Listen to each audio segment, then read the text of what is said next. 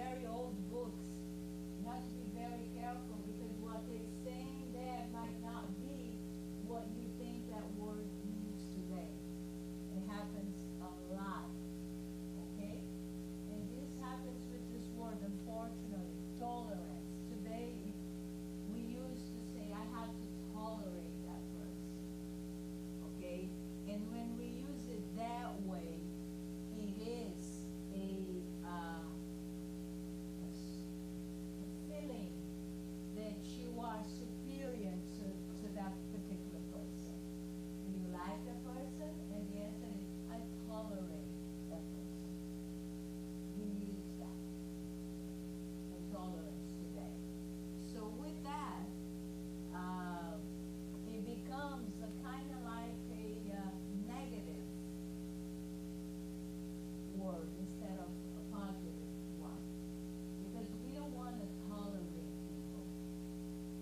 We want to love people. We want to accept people. We don't have to tolerate anybody.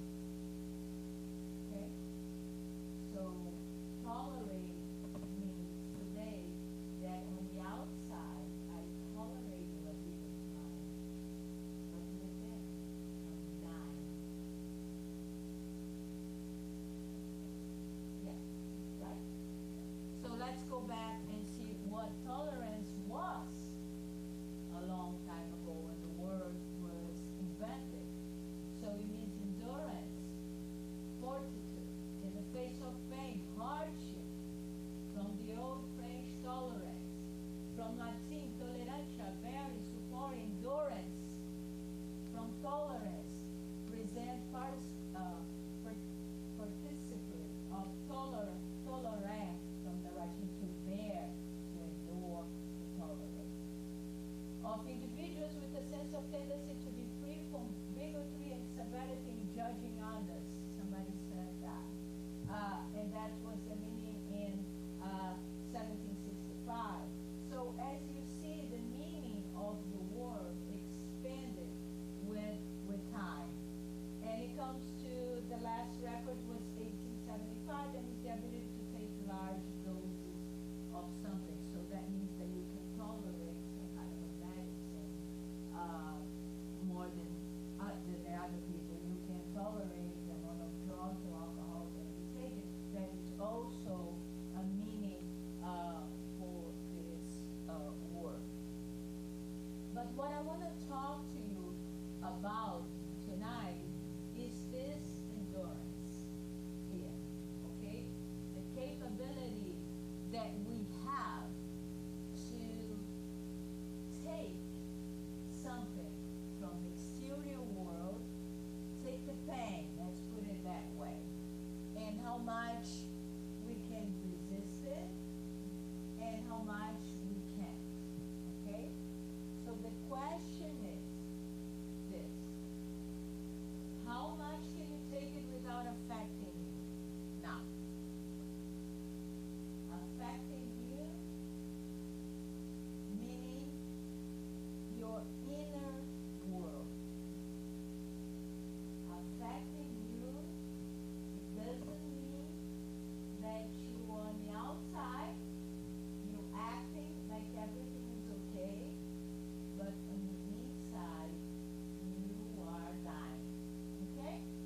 So we're going to measure this situation in life that we can actually deal with that situation without causing us any discomfort. And I'm talking about inner discomfort. So you have to be in touch with you to be able to be true with yourself, to be able to measure your level of tolerance, and that way towards situations, not necessarily towards people, but towards situations, how much you can take it. Do you think your tolerance level is 1, 2, 3, 4, 5.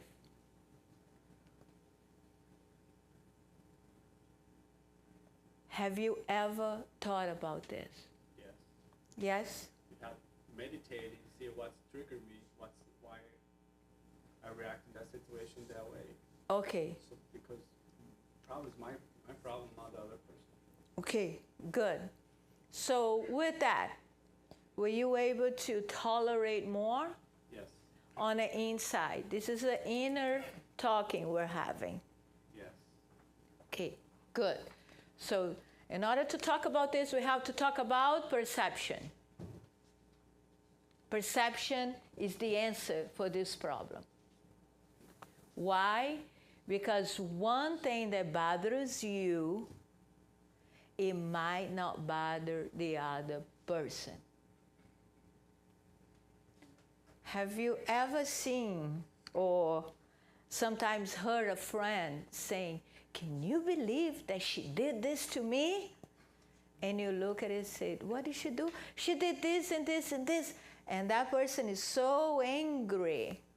But you will go like, "Oh, you are mad because of this." But you don't say it, but you think. Did that happen to you? Yeah. Yes? Right? Okay. Sometimes people think the same way about us. Okay? So perception is the key. How do I perceive a situation? And we have to have a little bit of self-reflection to understand that this is unique. This is unique. It's like we see the world with the lens, but not with the bare eyes, but with lens. And these lenses are very unique to your traumas, to everything that happened to you. So you're going to perceive a person that look at you different. But when they look, have you heard somebody saying to you, "Yeah, she gave me the look"? Mm-hmm. That look is what? Perception. It's how I perceived that look. And sometimes it's nothing. But if that look is a look of a teacher that we had when we were in first grade that embarrassed us in front of the whole class, and for some reason that look remind me of that teacher on the first grade, my unconscious mind is going to say, "Oh, look at that look." And you get embarrassed again and you get mad again. But it was not the person's look. It was what triggers in you. And we think that we know this. But when the test comes, we don't question our perception. When something happens that it takes away our peace, the first thing that needs to come to our mind is this only my perception? It's not true. It's my perception of the particular look, of the particular situation, or whatever is happening. It's what I'm perceiving. Think about that. You won't get this upset if you realize that it's only a matter of perception. But how do we deal with things that takes are away from what we want to be? How do we perceive? For us, it's the truth. It becomes the truth. And this is what you believe. No, that person acted to me that way because of this and this and this. You create the stories on your mind. that's not even truth sometimes. And who is affected with this behavior? We are.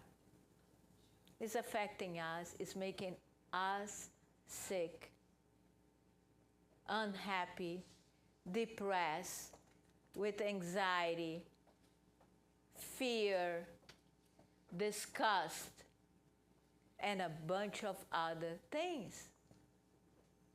So if we don't question our perception, and one thing that I did, and I invited you to do it, it requires a lot of courage, but it's a wonderful exercise. You go through a situation that hurts your feelings, that you didn't like it. So you go in, and then you ask somebody that you trust deeply. You ask, in this type of situation, I perceive this. I understand that this is my perception. What is yours? See? Because that will make you unsure. Because you have to realize that the lens that you see in that particular situation is with traumas, is with pain, is with personality that you build from the past. This is what they're seeing. They're not seeing the reality.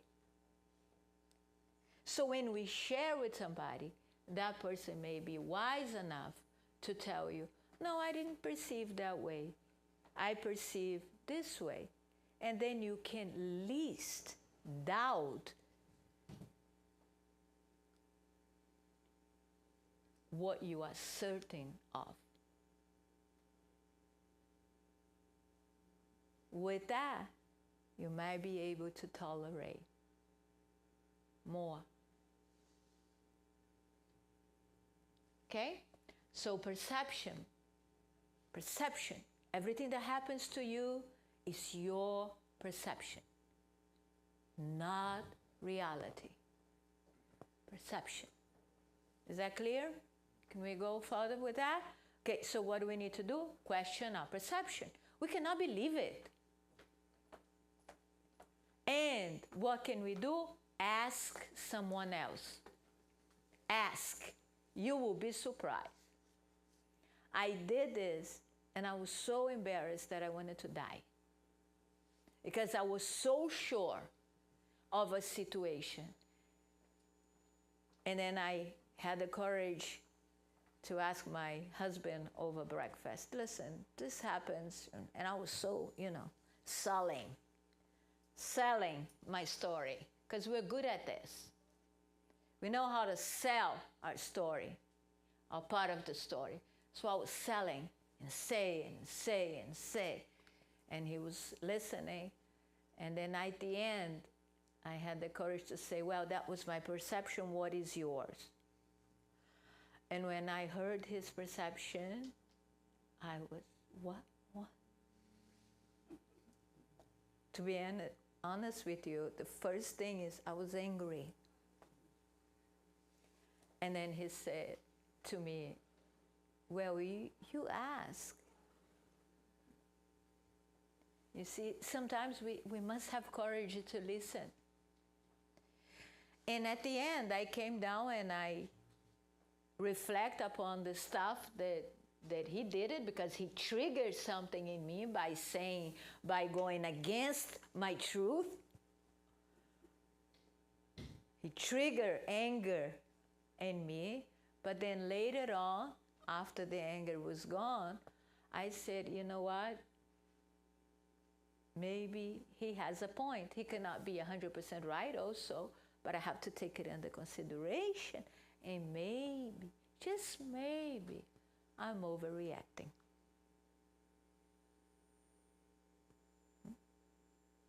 If you ask a true friend, you're going to have the courage to listen. And we don't always have it.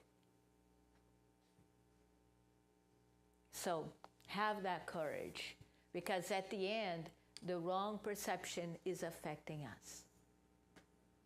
Or not wrong, but maybe the false perception is affecting us. It's affecting our mental health and everything else. So let's measure. Are you guys ready? Let's measure, okay? Let's measure this level of tolerance. And, but what's going to be the measuring is the inner peace. Okay? So not your attitude on the outside, but your inner peace. Okay? You have to be very honest about this. Okay? So let's go. Reflect upon it. If that, whatever I'm going to bring in here, move something inside of you, give you a little bit of discomfort. Okay? Somebody that you care for doesn't follow your advice.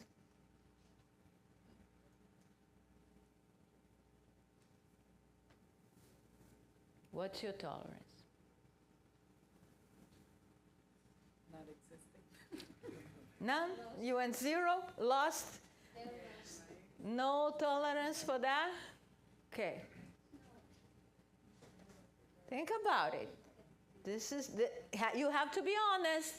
You have to be honest. I'm not saying that because when you want to show up the good person that you are, it's so easy. A smile and words. I'm not talking about that. I'm talking about deep down.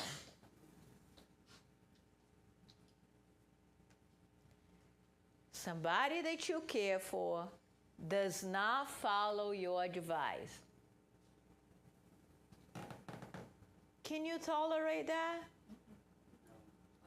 Depending on the level of friendship. No, somebody that you care for. That's what I say, but care for will be different type of care. Okay, so let's go somebody that you really, your husband's a great example. How do you feel when he doesn't follow your advice? It affects me. Affects you, so you have no tolerance. You should have friends. No, I can have tolerance, but I No. Not tolerance for this situation. Not following the advice. Yeah. So you see, somebody that you care for, it could be your daughter, it could be your son, it could be your husband, it could be your wife, okay? It could be your cousin, it could be your brother, it could be your sister, somebody that you love it. And then they don't follow your advice. Get angry. Angry, yes. So that means what? That we have what? No inner peace. No tolerance. When that particular situation comes, we don't tolerate. Right? It's true, right? So, why? Why do we get so upset? It's only an advice. People have to follow you and everything that you do, like little soldier. We don't want them to make a mistake. We don't want them to make a mistake, but you know and they don't. Yeah. Okay, got it. See? This is how we feel life. This is our lens. I know, you don't. It's something you already experienced and it was bad. Exactly. But why do we... Yeah, I'm not saying that was bad advice. It might be the best advice ever. I'm not saying that the advice was bad. I'm just saying it was an advice, and you could be exactly right. But the person decides not to follow. Did you follow every single advice that was given to you in your life? No. You probably follow 0. But you want people to follow yours. It ends up that when we are ready to take an advice is when we're ready for that transformation. Some person can give you an advice 5 years ago, and you say, yeah. And then 5 years later, something happened. You got mature. And then you said, the same person said the same thing again. You say, you know what? That might be a good idea. But the person have the right to decide. Don't they? No. No. At least they should. They should. They should be able to, you give your advice with all your love. You give your advice with the best intention. But a person has the right to say, I'm doing something else. I'm doing what I think and what I can do it with that situation. And why do we have to be angry? Why do we have to be so upset? Maybe not angry, but upset. Because we deserve the best for our friends and family. Yes. You want the best, but you also want them to be able to decide, right?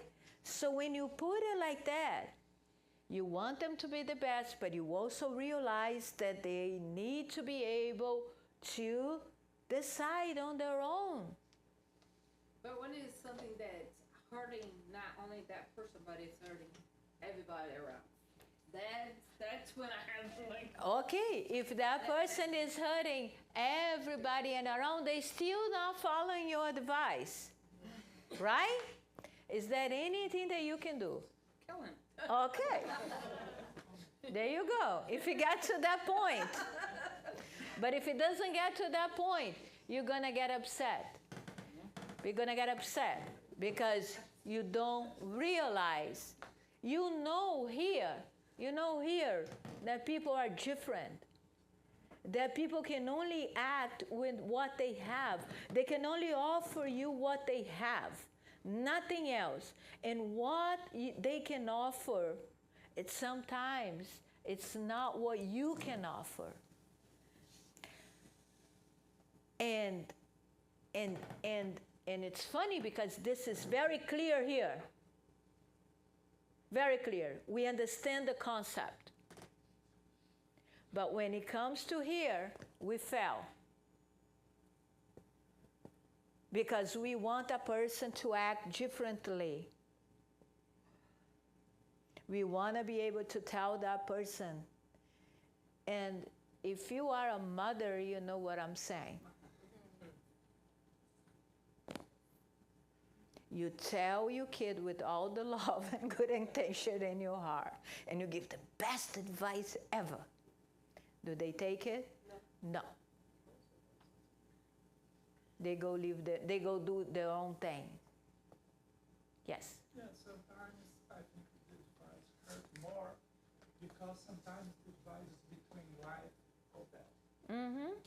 And if the person don't do what you expect, Mm-hmm. you know what I mean? It should be, the worst thing to happen is It will happen. die. It will happen. You know what I mean?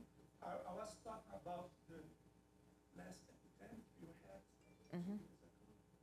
And some people, besides all advice, everybody was telling, and she said, no, I'm not going to take the shot. Okay. That's a good thing because I don't want to get into getting the shot or not shot, but you have to understand one thing. If the person doesn't follow the medical advice, there was people that I saw and I witnessed that need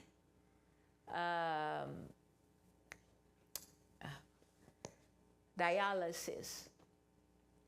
And And it was a young girl. She was 32 years old. The doctor says, you need a dialysis. You need a dialysis. You need a dialysis. She read the dialysis. It was a mistake. That was, she didn't do it. She died. She died. Did I tell her? Listen, I think you should do the dialysis. The doctor is saying that you need it. I was the one who gave the advice to her. Somebody called me and said, could you talk to her? Maybe she'll change her mind. Did she change her mind? No. Did she die? Yes. But life, one second, it's part of life. You have to understand that many times you do not follow advice either. And sometimes you don't even like advices from other people, but you love to give. And if we look at it, and how many advice that we got it through our whole life, how many do you think you accept, you follow, percentage-wise? We don't even follow the advice of Jesus. Do we follow the advice of Jesus? We should love. If somebody hits you on the right face, give the other face, the other side. Love your enemies. Pray for your enemies. Do we follow? Are those good advice? Excellent advice. We don't follow them.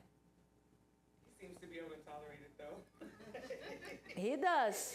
That's an excellent point. He tolerates. Say it, Cynthia, my love. I've been learning in the toughest way that sometimes when we want to give an advice to a person, we are actually we are putting our advice and changing this person's life purpose that is gonna have an effect on their incarnation. Mm-hmm. That's what concerns me. When I see something, I always have to reflect and meditate, because sometimes we want to take all the pain from that person's life, but this person came here for that pain. Mm-hmm. They need that pain. That pain is the stretch they need in their life. And I've tried to do this with my sister. I tried to remove all the pain and suffering from my sister's life, and I was not allowing her to develop herself and becoming an adult. And I've learned this with pain as well. So from that lesson, I said to myself, no, before you jump into somebody's life that you think you are doing the best for them, think about it. Maybe you are actually doing a disservice instead of a service. Exactly. But the pride thing that we're doing. So Cara had the point that I was going to say. Yeah? We might not follow Jesus' advice, but he tolerates that. He doesn't get angry. He understands. Or the good spirits or good masters out there, they don't get angry when you don't follow their advice. It's just like looking at a 2-year-old and be angry with a 2-year-old because the 2-year-old doesn't listen what you say. You say, don't run, and the 2-year-old is running. You understand the maturity of that 2-year-old is different than yours. So the reason why we don't do this is because of a very difficult thing to see within, that is arrogance. It's not easy. It's really not easy. It's painful to look at us and say, I'm arrogant. And this is what, yeah. Yes. But I don't think you're arrogant when you have 2 and 3 and 4 years old that you need to guide them. give them advice. Yeah. and if they- But a 50-year-old doesn't need That's what guidance. I'm saying, so it depends on who you get the advice. Mm-hmm. If you get the advice to younger children, They might not follow you when they. follow, but you have consequences. Yes. But when you have a 2-year-old, 3-year-old, you have to talk to them. Exactly, But you talk, yeah. but they still not gonna follow. The question is, But you have what I'm saying is this: am I telling you not to give advice to people? No. Is that the message? No. Give the advice. You like to give advice? Give your advice. The thing is what you feel after you Exactly. What I'm trying to say is, the expectation. don't get upset if people don't listen to your advice. But I think one of the best rules is asking an older person or whatever, would you like my advice? Yes, you can do that. Don't want to hear, because some people don't want you to give them advice. Yeah, that is Sometimes that. because you are a teacher, you start giving advice without asking. People don't ask. Yes, And when the people don't ask, they say, did I ever ask you for your advice? exactly. And some people love that. But the bigger picture here is that when we get upset, we get angry when people don't follow the advice that we give it to them. So, why is that? Because of arrogance. We think we know better, okay? And think about this. What if the person follows and it was the worst advice ever? Okay? So we even have that. And even though they're gonna follow if they want to, okay? So people are free from advice, okay? And if you realize, if you pay attention, you're gonna see that you don't follow the advice that people give it to you, okay? So arrogance. So from 1 to 10 in this topic, most people have 0 tolerance, and it's such a small topic.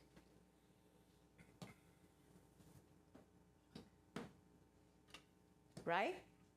Okay, so let's go for the next one.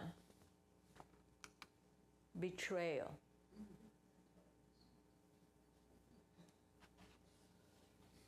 What's your tolerance for betrayal? 0. We say that with pride, right? Yes. Now let me ask you this. Do people betray us? Yes? Yeah? Do we? Yes? Yes? Okay. All right. So let's talk about this. What is the first thing that we have to look when it comes to betrayal? What is that thing that I said in the beginning that we need to have? Respect. So that's what we need. Perception. What is your perception of betrayal?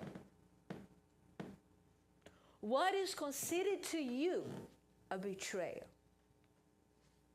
Your best friend invited someone to a trip, but he didn't invite you. Is that a betrayal? No. Does somebody think? Okay, so let's evaluate again. Let's evaluate again. Let's evaluate again. The perception. Would that make you upset a little? No. Nothing. Upset. Big upset, thank you. Big upset for her, 0, right, Pauline? You don't even get upset. If your best friend invites somebody else for a very nice vacation in Cancun and not even mentioned to you and said, never invited you, so that to you is not a problem. You sure? No, sure. Okay, good. That's what I'm saying. It's perception. For him, he's losing his best friend. Right, Rafa? Yes. Should we ask for my authorization? He never even asked for the authorization. Yeah? Okay. if you have a boyfriend, a girlfriend, a husband, a wife, a bride, and then you see that the person is texting his ex. He's missing some part of his body. Is that a betrayal? Yes. Depends who the person is, yes. It is. So, is it or not? It depends. If he's his girlfriend from high It's school. like, hi, how are you? I miss you. But it's constantly. No, it's a betrayal. Yeah, without my knowledge. Without your knowledge. Yes. That's a betrayal. Okay. And that will. Bye.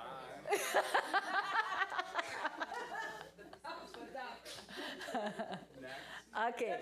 Now, listen.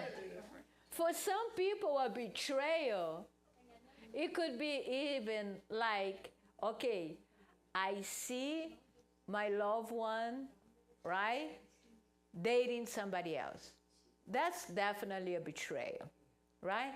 Now, text, it's up to perception, right? Your best friend are calling you to go on a trip. It's perception.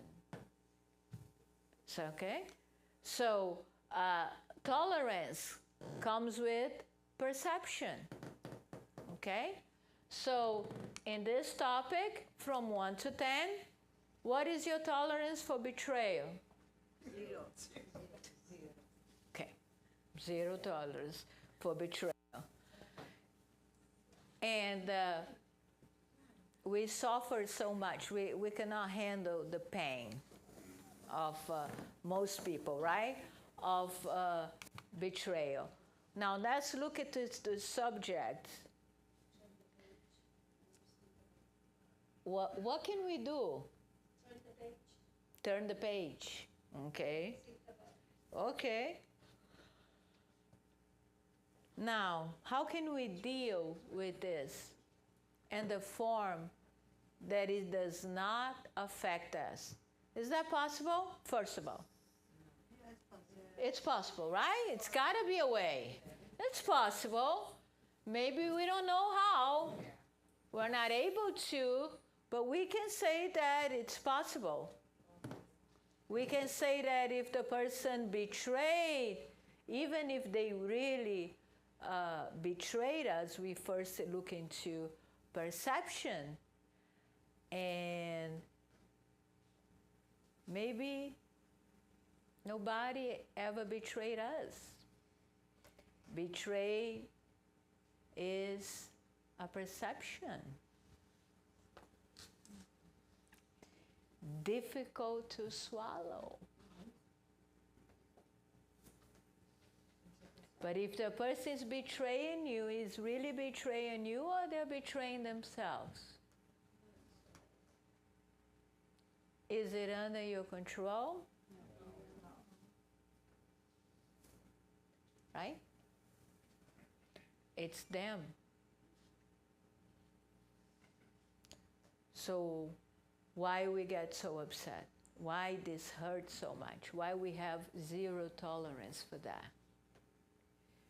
Because expectation, because we perceive this with lens of pain when it comes to this. Because we be betrayed, felt betrayed, not being betrayed. We felt betrayed a long time ago. It happens all the time. It happens with the kid, that they think they're being betrayed when their mother have another kid. There's a lot of things that we interpret as betrayed that it's really not. You look at, if you have 2 kids, you're gonna think always, I guarantee to you, 100%. If you have 2 kids, you ask them both, and they always gonna say, oh, my mom likes this one more than me. Yes, every mother has. Every kid has a feeling deep down that they are the favor or they were not the favor. Somebody else was the favor. Oh, this person was the favor of my mom. See? Betrayal.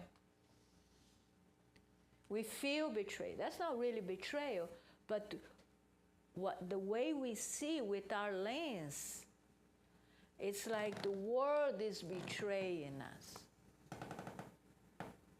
And it's only a matter of perception, because it's the same concept from the other one. People are free to do whatever they want with their lives. You like it or not. That's reality.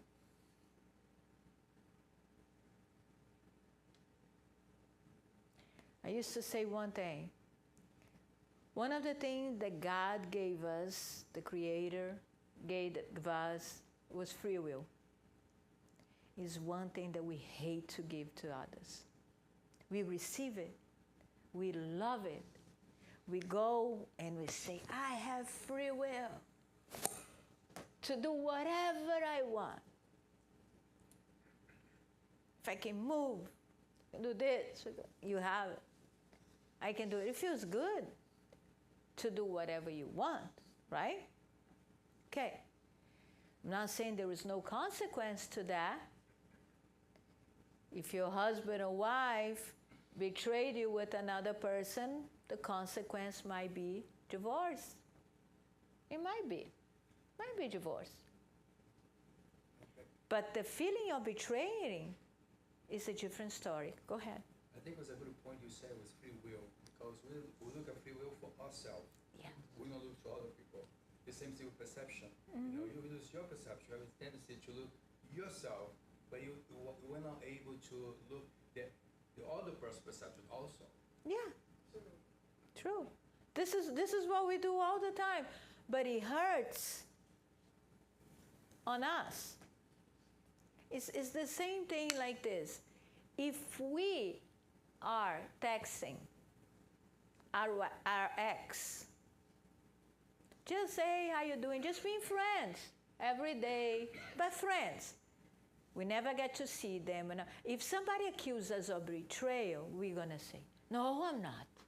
This was not betrayal, I'm only talking. No, I'm only talking, he's my friend. But if the person does to us, it gains another perspective. And we need to be aware of this. We need to be aware of this. It's okay if we do it, it's not okay if other people do it. The same behavior that we do it with others is okay if we do it. But if the other person does to us, we don't tolerate. Okay? So there is no betrayal. Okay? I know it's difficult, but think about it. At least open your mind to it. At least open your mind to it. Okay? People will do what they want to do, and there is no reason, because what happens is we keep finding excuses and reasons to be upset and miserable and depressed. We don't want that. We want to be free. We want to be light. We want to feel joy. We want to be able to live life for the fullest. That's what we need. That's what we wish. But the reason why we're not doing it is because our perception the lens is too thick. We can't see it. And we can't tolerate painful, what we think it's painful. It's all about what you believe. Rudeness. What is your tolerance for rudeness? If somebody walks by you and doesn't say hello and just walk by you, is that rude? Yes. Yes? Who doesn't think it's rude? I don't. You don't think it's rude. She thinks rude. She thinks, yeah? No, not rude. See? Perception. We don't know what they're dealing with, though. Right. We don't know how mood. I know, but I'm not talking about this. I'm talking about If it bothers if it bothers you, if it takes your inner peace out, Does it? No. For you, Pauline does. For her, no. For her, yes, no, yes, no. For, you don't care. Some people care. Now, when I go to Rafael, I go to Rafael. Rafael, can you believe this? When he walked to me and she didn't even look at my face, she looked like, and you see that I'm so upset. And for you, you're going to say, well, so what? She didn't say hello. So what? You need her hello? You need her to notice you? You see, it's us. It's us. It's perception. Okay? So I can ask a bunch of questions about rudeness, and you're going to go crazy because some people are going to say, that's rude, that's not rude, that's rude, that's not rude. So instead of evaluating all this, let's remind ourselves that when I think that somebody was rude to me, it's my lens. I was in Publix the other day, and this lady was in front of me, and the cashier said, good evening. And then she was doing her job. To me, she was doing her job. But to that lady, she was being rude. And then she'd say, 40-something. And the lady goes, you don't have to be so rude. And the lady looked at her and said, I'm not rude. Yes, you are. And I'm looking. I was like, you see? To me, she wasn't rude. I didn't think she was being rude. But that person, that particular lady, took that so serious. Drama? Yeah. We have to question. We have to question our perception. Even when we think we are sure that a person was rude to us. This is so funny. Notice how we talk to people about that. Notice how you do it. When you think somebody was rude to you, this is how you tell the story. So I was in that place. And the lady looked at me with that eyes and said, can I help you? We make up stories. Embellish. And we sell to other people, and the other people say, I don't believe it. Really? Oh my God, she was so rude to you. Why is she rude? And that goes.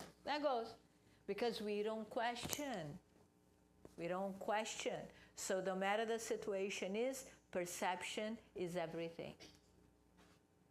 But I have to tell you a secret.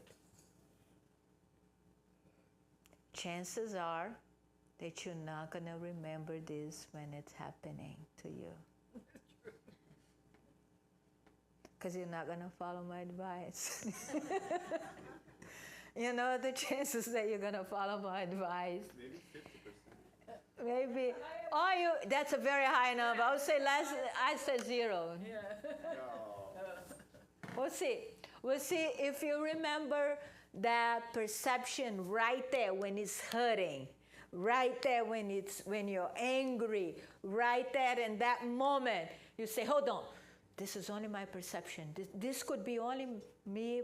We say, okay, let me do this. Let me evaluate. Is it only my perception? Let me go again. See?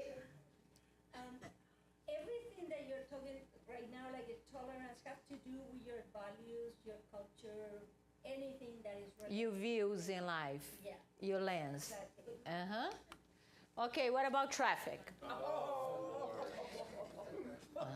Zero tolerance there? Who here can tolerate traffic? Sometimes, depends the time of the day. If I am in a rush. Okay. Traffic is traffic. Traffic is traffic. What you're telling me is depending on how you feel that day. Right. Right? See? Balance emotion. See what I'm saying? There's nothing wrong with traffic. There is everything wrong with you. It's your perception. Because when you're fine, when you're happy, Traffic is okay. When you're in a bad mood, traffic is horrible.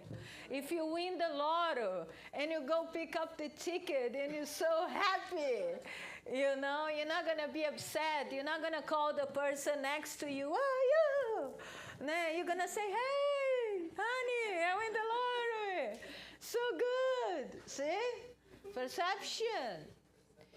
It's how you feel. So there's nothing wrong with traffic, but it's everything wrong with how we are, the views in life. Okay? Like my father. My father, when I used to say to him, "I have no patience with this person," and he's like, "This person, you don't have no patience, because if you had a patient, you would have a patient with everybody." I talk about patience here, and there's a huge connection between patience and arrogance. Big connection. Because if you're going to talk to the President of the United States and they make you wait half an hour, you're so patient with that. Now, if somebody else that has no power make you wait half an hour, you're furious. You're gone. So our patience, it's according to your perception, not only perception, but also what you think is important and what you think it's not important. If you think that person is important, you have all the patience in the world. If you don't think she's important, you are impatient. So impatient, people love to say that. "I don't have any patience." This is one virtue that people don't care for. And they actually love to say that. "I don't have patience. Sorry, but I don't have patience." You are arrogant. Because you don't have patience with certain people and certain situations that you pick. But you will have all the patience. You want a job? Interview? You really want a job that's going to pay you $1 million a year? And that job, you know, it took you an hour to get there. The president of the company that's going to interview you, it's late. Are you going to walk in that room saying, "Listen, I have no patience with you"? No. Oh, no. All of a sudden, you have patience. All of a sudden, you have patience. So things is a little bit deeper than what we think it is. And it's all about how we feel life. If we want to change life, we have to change ourselves. I know you heard that 1,000,000 times, but that's the only way. Okay? But I'll tell you something. If you don't follow my advice tonight, I won't be upset. Thank you.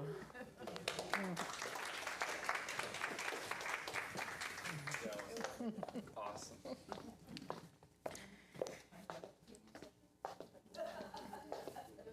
Be right there. Você vai? Vou já já.